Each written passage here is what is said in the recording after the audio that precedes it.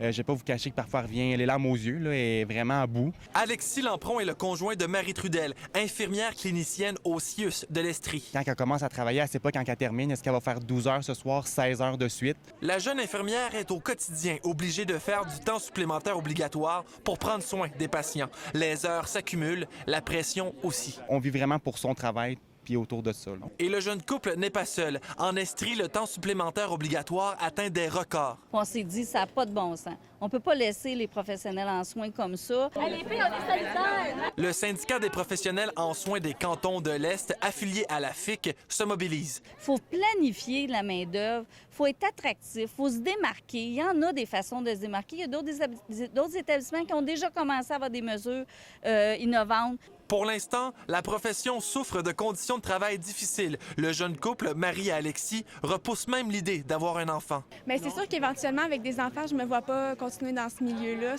Ça serait juste impossible. Je veux passer du temps avec eux, je veux les voir. Si je fais des enfants, c'est pour être avec eux. Au CIUS de l'Estrie, l'employeur qui porte le fardeau d'imposer du temps supplémentaire obligatoire à ses salariés, vous allez voir qu'on prend la situation très au sérieux, qu'on est sensible et qu'on fait tout pour changer les choses. 1 heure de temps supplémentaire obligatoire, c'est 1 heure de trop.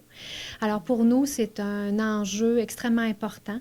Au CIUS de l'Estrie, on gère pas moins de 18 000 employés. C'est immense. On réussit toutefois à limiter le temps supplémentaire obligatoire à moins d'une centaine de quarts de travail par semaine. L'enjeu majeur dans notre système actuellement est vraiment la rareté des ressources. La solution passerait donc par le recrutement, mais difficile de recruter quand les conditions de travail sont jugées aussi difficiles. Alexis Tremblay, TVA Nouvelles, Sherbrooke.